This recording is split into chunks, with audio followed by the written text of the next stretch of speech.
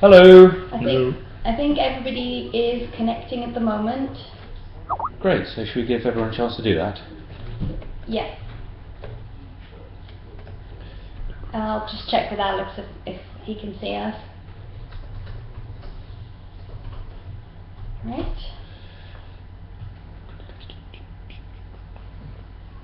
Good. Well, do you think we should welcome everyone to our first live stream? Welcome everybody. Thanks for joining us. It's really great to be able to chat to you. I hope that the weather is nicer where you are than here. Tony is wearing his Yorkshire flat cap. Not to be outdone, I'm wearing my brand new whatever this kind of scarf is, which is fantastic. I was rowing on Saturday through the snow, through a blizzard. It was wonderful. Snowy riverbanks, little bits of ice floating down the river. It was great. With your scarf on? With my scarf on, and I stayed very warm actually. You know, normally you get things called pogies, which go over your hands, and basically you can hold the blade with a little glove, and the glove's got a hole in it for the blade to go through. But with a scarf like this, you don't need it. Your hands, everything stays warm. It's fantastic. Well, it's important to keep your neck warm, isn't it? Absolutely. So. Should we start? Yeah, let's start. Let me just check. Okay, yes, we're on air now. Great. According to Alex. Okay, and hopefully nobody got bored. Maybe they didn't have to be bored by that story, which wasn't very at all, was it? And was totally irrelevant to this whole conversation. Well, welcome everybody again, and thank you so much for joining us. We're going to be talking to you for about an hour. Nina is the maestress. If that's the female version of maestro, I'm not sure. I'm sure there are plenty of Spaniards or Italians who can tell us. So she's going to be running things, and initially she's going to be interviewing Tony. Tony is one of the co-founders of Revolution. There were four of us back in the day: Noreen Carmody and myself and Tony and Dave Sykes. Dave gave up, didn't he? At the end of Broken Sword 3, I think he decided that things were too tough, and we sort of we toughed it out. And Tony and I actually go back to 1985. 5 years. Am I allowed to tell the story very briefly? Tell the story, Charles. The story is that I actually wrote my first game for the Sinclair ZX81 in 1981, and I was invited to join a company called Arctic Computing, which was based in Hull. And Arctic was very successful to begin with, not least on the back of the adventures that I wrote.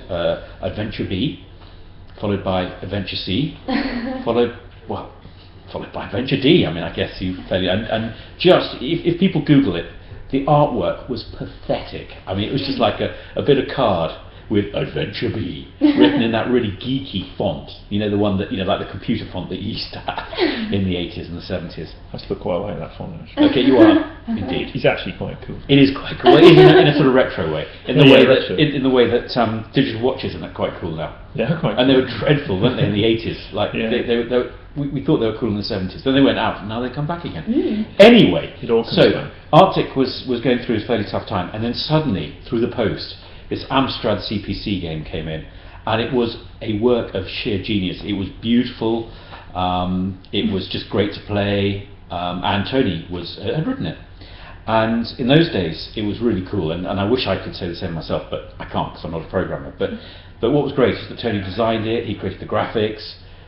Did we agree or not that you produced the graphics on graph paper and then got the hex value? No, I wrote a program to draw the pixels.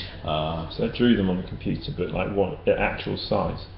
Right. So it was like a pixel. Then you change the colour and you draw another pixel. Then you change it, and you move the cursor a little bit, you change the colour, and then you draw another pixel. So it wasn't the fastest and most efficient way of... And then how did you type the... This is meant to be your interview, isn't it? Sorry about that. I'm going to leave. Really it is interesting. So how did you actually type code in, given that now, of course, you've got assemblers and you've got compilers and interpreters? Yeah, you had a kind of thing called a machine code monitor, I suppose, which like a hex editor, which just showed like 8 rows of hexadecimal numbers, and you'd plot your program out on paper. You would plot that on paper to do your loops and stuff, and then you'd put the opcodes in. And how did you debug it? Well, you'd save it. You'd type it in, then you'd save it. Very important, onto cassette. and then you would, or disc as we got later. we ended up with discs, and then you would run it, and if it didn't work, then you had to load it in again and see why, and have a look at it and see why it didn't work. Oh my god! And if it did work, then you went, yay, had a cup of tea. Wow, and then moved on. Moved on and wrote the next. But in those days, of course, everything was saved to tape. And then Radio 1 had this brainwave to actually broadcast. And what would happen is that you could hear the bytes and the bits, couldn't you? The bytes would go. And you'd recognise this because each one had its own signature sound. So you listen to this and you know exactly which game it was. And then Radio 1 actually broadcast that over the airwaves. Really? And people recorded them on their cassettes and then put them into their spectrums. No way, and that actually worked. And indeed it did. Well, no, okay, in theory it worked. Theory Practice it it worked. didn't. It barely works at all anyway. You had to put your cassette recorder in the fridge, didn't you? That was the secret. And also you really wanted a really cheap one. Because all the rich kids would get really great, hi-fis, and it would never work. You really needed a bog standard cassette. You know why that was? Why? Because they had an expensive cassette recorder had circuitry in it to smooth the signals. So if you imagine the square waves, Oh, interesting. if you imagine the square, the cheaper the cassette recorder, the squarer the waves would still be. How funny. So if a good hi-fi would round so it would be worse at loading computers. Great. Wow. Well, I suspect that people have logged in not to hear about No. our PlayStation 1 days, Yeah, it's but a to big hear day. about this wonderful, and we're very proud of this game, Broken Sword: The Serpent's Curse, and you're going to talk to Tony and let us know when you're finished. Yeah, well Good. done. Well, I shall leave you in peace then. Cool. See you in a See you bit. later. Right, so I thought I'd just start with some basic questions like, what do you actually do for Revolution? Well, I'm one of the founders, so I've always been here working away on the games. And basically, Charles kind of designs the games, and I for my sins, have to make them work. Yeah. So I'm mostly programming, but a bit of design, and sort of generally wandering around, see what's going on, and make a comment here, a comment there. Jack of all trades, really.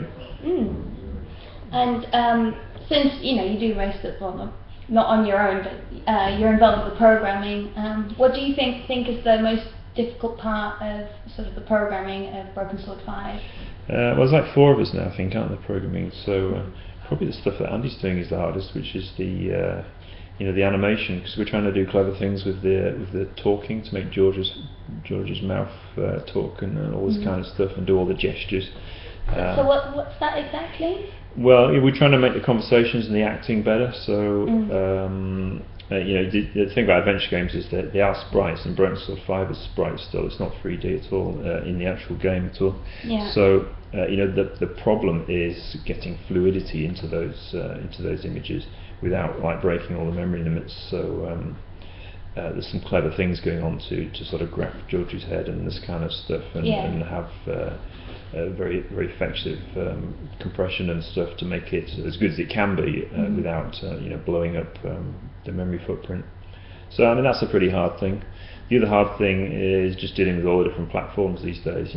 Yeah. Because when we were at Low Temperatures, we do an Atari ST one, we did an Amiga one, and they were exactly the same with each other, and we do a PC one, and that was kind of the same as well. And the screen resolution was always the same, and it was easy really. But now you've got a million different Android devices. You've got all the different iOS devices. You've got the PCs. Some of them are HD. Some of them have got massive monitors. Some of them are laptops. Some of them are netbooks.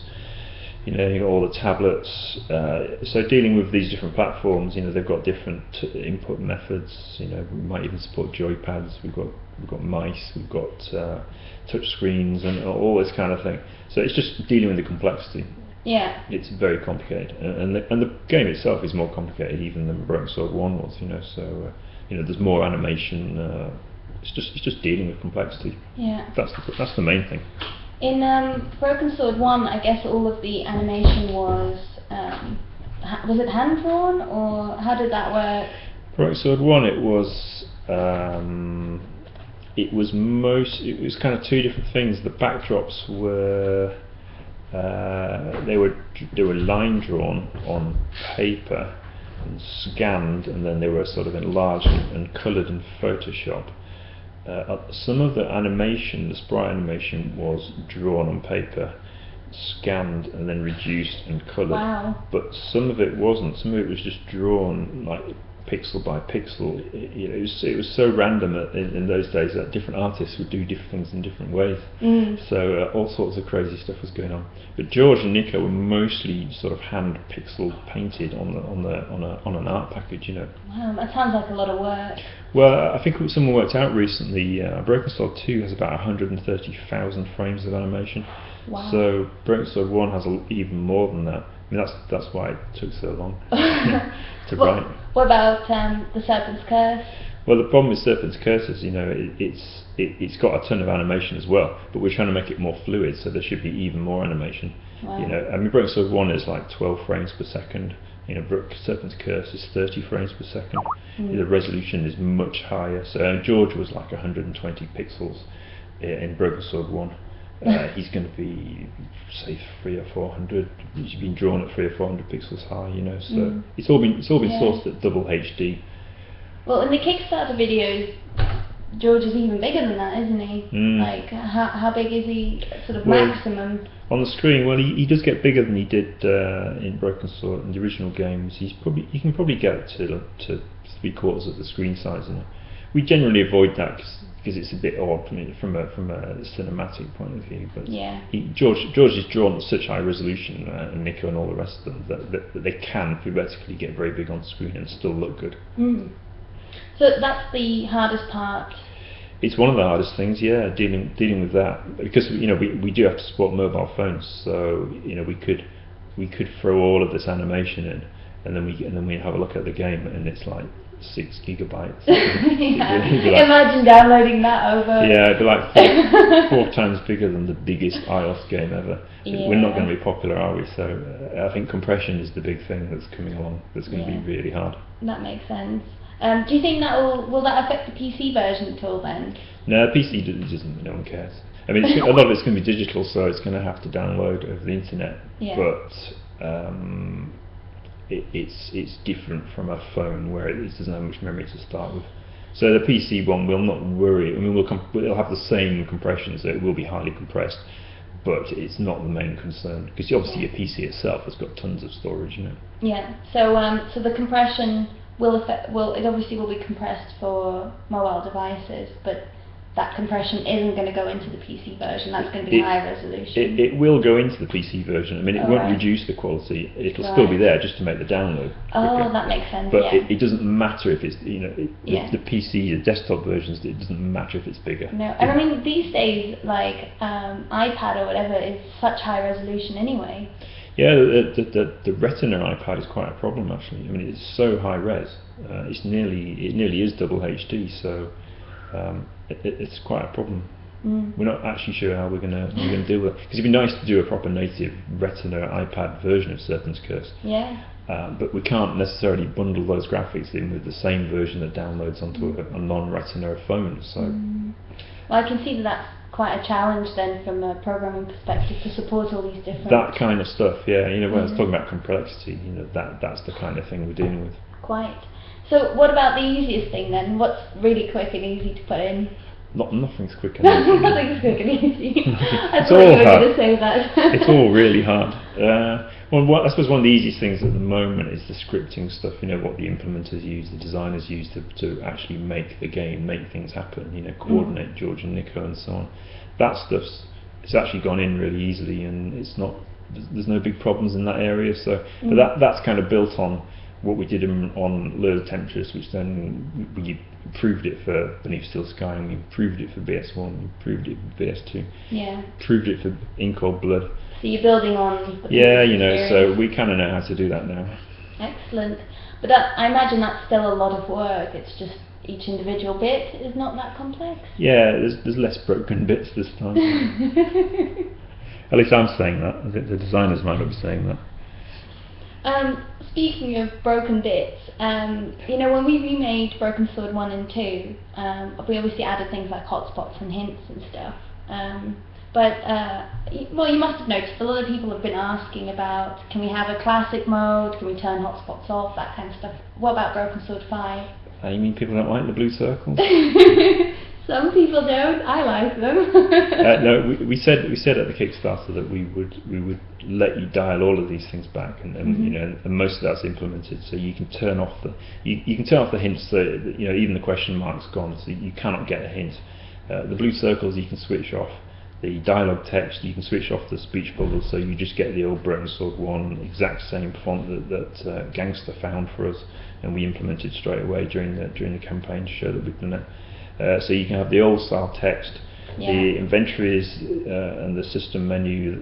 You can dial those back so they're exactly the same as Broken Sword 1, with the system at the top and the inventory at the bottom, and the speech and inventory items at the bottom as well. So you can turn it right back, so it's just like a really high res Broken Sword 1. Everything works the same way as Broken Sword 1 and 2. But you can have it, you know, obviously the touch screen, it doesn't default to that, but you can have it the new way or the old way, you know, whatever you want, you can tune it up. That's really good. Do you find that is quite a complex system to implement then? Well, some things you have to do twice. You know, there's two inventory choosers, there's two speech subject choosers, 2 bits of code. But you know, the classic stuff we've kind of done before, and it's simpler than the new stuff anyway. So it's kind of fun to do it. I like it, so I was pleased to do it. It's a good idea. You know, and that's one of the things that came out of the Kickstarter. So that's another good thing. You know. Yeah, that's great. Well, you were talking about actually one of the challenges being developing for different platforms. One of our backers asked, how do you actually go about developing for different platforms? Do you have a particular way of dealing with it? The way we deal with it, or the way we approach it, is to not treat any different platform as a port. You know, we want everything to look as if it was the lead platform. So we literally have everything on the go at once. So you know, we have the Linux version on the go, we have the Mac version on the go, we have the Windows version on the go, we have the iPhone version on the go, we have an Android version on the go, we have tablet versions and iPad versions, and we swap between them. So every day I'll come in and I'll work on a different platform, just in general, deliberately to keep it so that all of the versions feel like they're the lead version. And that's the best way to approach it. Otherwise, you get a game that, you know, it's brilliant on the desktop, but it's rubbish on a phone, or you're playing it on desktop and it kind of feels like it's been ported from a phone, so or a tablet. You know, each one you should think this is the lead version, and in a way they are, because they've all been developed together. So is it because I know Joost is.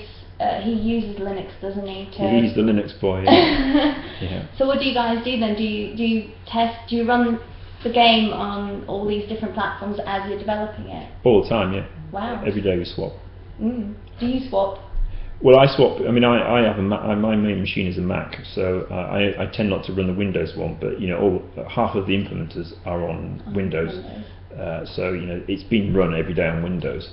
If I'm running a desktop one, I run it on my Mac, but I will use the next day I will swap and only target the iPad. The next day I'll only target the iPhone, and then the next day I'll go back to Mac again. So you know, none of the versions feel like they're slipping out of date or they're just like a port at the end. You know. That's really great. And Yoast is Linux every day, so you know, the Linux version just works. It's just the same as the Windows or the OS X one. What about which of the platforms is most difficult to develop for? iOS, Android, PC? Android. Why is that? Android is about 1 million times harder than any other platform. It's just because there are so many different versions. I mean, you don't know what a device is going to be like. The screen sizes are always different. The APIs differ. You know, a Sony movie player will be completely different from an LG movie player. So you know, the sequences never work properly. The memory works different, everything works different, and it's not supposed to. It's supposed to be like Android. Everything's the same. It's not. It's all different.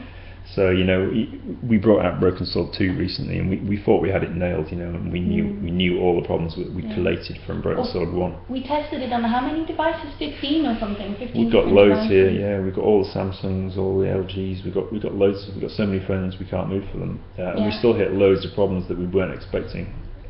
It's frustrating. It's bad for people that buy the game and it doesn't work, you know, and they kind of think we don't care about it, but you know, we do. We take it very seriously. So we've worked really hard to get that Android version working again, and I think at the moment it's pretty good. But it's taken a good 6 weeks of really hard graft to keep the Android version under control.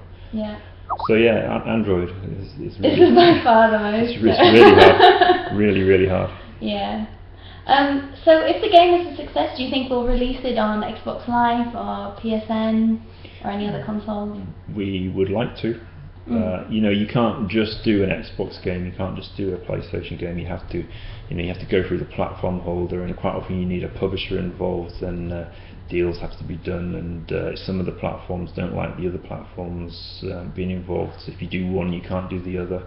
It's all spooky, slightly scary stuff. And one thing you can't do is talk about it before it's all signed and sealed and agreed that you're allowed to talk about it. So we can't announce anything, but we would like to do console versions. So watch this space is the general that's message. the general message. Okay, well that was great. Thanks, Tony. Cool. I hope that everyone who's watching, that you feel like you've gotten to understand the technical sort of side behind building Broken Sword: The Serpent's Curse a bit better. And we're just going to have Charles and Nigel are going to join us in a minute. Cool. But any more questions, fire them in. Yeah, fire them at Alex, who will fire them to me. Yeah, or fire them at my blog on Tumblr. You know, that's I tend to answer questions there. So every day we're always available. You know. Yeah, you can also reach us via email. On the Kickstarter, everywhere. I know that sometimes somebody may have contacted us via Kickstarter, and it might take a couple of days for me to get back to you guys. But that's just because we get a lot of email everywhere. And if you have a technical question about Broken Sword 5, Tony's probably the best person to ask. So check out his blog. There's a link to it on. Yeah, it's on the back of it, isn't it, of the website? Yeah, where are they? Send them. But yeah, we like talking to people. And, that's one of the things that came out of Kickstarter. Suddenly you're talking to all the fans rather than rather than talking to a producer at your publisher. You're suddenly talking to all of the fans that have helped make the game reality. So we're absolutely into that. We love talking to people. So Well, yeah, and your feedback has directly impacted shaped the game. So absolutely. we always listen to everything that you guys send through. And it just wouldn't be the same experience without you. So that's really important. Yeah. I think they're just behind the door. I don't know. Shall I go and shoo them in? Oh, there they are. Here they are. There you are, guys. Sorry. Sorry to drag you away from work. No. So I'll depart this way, stage left. Oh, you're leaving, are you? Oh, are you leaving, Tony? No. Staying. As you can all tell, this is an incredibly well-crafted and stage-managed production. We all know exactly what we're meant to be doing. Very slick. And wishing Nigel a happy birthday, because it's your birthday. Cheers. I bet I'm not even in shot. Oh, actually, you're probably right, because I think the camera got moved. I'll just move it. But yes, thank you. Ooh. And I gather you're going off to Warsaw. I am indeed. I'm going to visit one of my friends who's working at CD Projects. Great.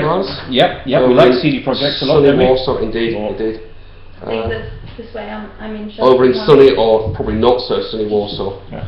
So January's probably an unusual time of year to go there, but. Yeah, I went to St. Petersburg in January a couple of years ago, and it was minus. Well, it would be the same, about minus 25. Nice. And the river had frozen, and it was very cool because actually everybody just walked around, just walked across the ice rather than using the bridges.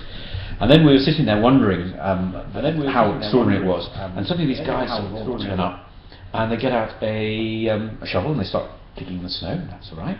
And then they get something that cuts through the snow, and then they all got undressed. And they're called the St. Petersburg Walruses, I think, and they were fairly elderly. And they cut their own swimming pool and they went swimming for a bit. Well, they looked fairly elderly. They were all actually about 23. Super shriveled. But what I did discover is that, and don't do this at home, but vodka is fantastic for keeping you warm in really cold climates. I mean, it kills you obviously, and it's not good for you, but I mean, as long as you don't. Unlike whiskey, which is very good for you. Apparently. Is it? Yeah. Oh. Great. Don't recommend it to the kids, though, Nigel. So Nigel, you may have a little Drink sensibly. slug or two of great buffalo grass is a great Polish vodka. Absolutely. And they also make some fantastic vodka with chilies in it. Cool. Sounds good. Good. This is my friend's bacon vodka. Not actually very nice, but. No. So is that just vodka and you put bacon in it for a Yeah. while and then Yeah, it yeah, tastes... yeah. And it looks quite horrible because the vodka bleaches out all the colour from the bacon, so you have this anemic white thing with a layer of fat sort of congealed on the top of the vodka. Like a kind of Ask this Victorian question. specimen. Yes. Should we move on, guys? Sorry, I thought this is what we came to talk about. Congealed vodka. Ooh. God. Not for me. So how about we start off with something that I'm sure everybody wants to know, which is where is the game at the moment? Right, well I shall answer that question, and when we got those fantastic stretch goals on Kickstarter, we promised to add some extra levels in, which we have done, and which will ultimately improve the game. And the thing is that there are fairly major, in fact very major repercussions, and in truth they're still resonating through the design and the story, and the story will be better for it, I promise, and the design will be better for it. Absolutely. But it's just taken, I mean everybody, Kelly our producer keeps saying, right, is the story finished? No. But it will be very soon, and it really will be. It's a lot But tighter than it was. pays to be fastidious about these sort of things, because an adventure game lives and dies on the quality It of does. storyline. I mean, Yeah. it's unlike, Yeah. you know, it's not a racing game or platformer where the story doesn't really matter that much. In an adventure game, the story is everything, and so we have to be very, very bit fastidious about continuity and making sure everything fits together and all the puzzles are all kind of foreshadowed and etc. etc. etc. And wouldn't you agree that the story, if the story is strong, then that encourages great gameplay, great puzzles. Absolutely. And vice versa. And really, puzzles that are weak often have to be weak because they're trying to cover up, patch up elements of the story that don't quite work. Yeah. So yes, but I think we're kind of. But as Charles is refining the storyline, the rest of us are following behind, crafting cursing, yes, sometimes maybe, and sort of giving some shape to the levels. So parts of the game are what you quite easily recognise as a broken sword game, although a bit rough around the edges.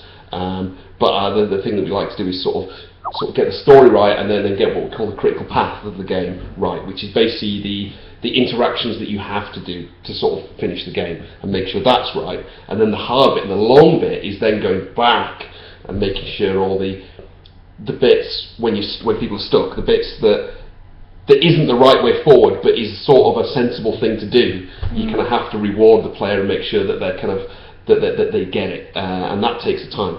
So it's kind of like I guess it's like a sort of building a motorway with Charles as a surveyor up front in the sort of uncharted wilderness with his theodolite and his maps. It's a really windy motorway. Yeah, absolutely. And then kind of following on behind. Back and then Absolutely, and then they're following on behind this army of navvies and engineers sort of laying the concrete, and occasionally we have to stop and wait as Charles gets some sort of headway a bit.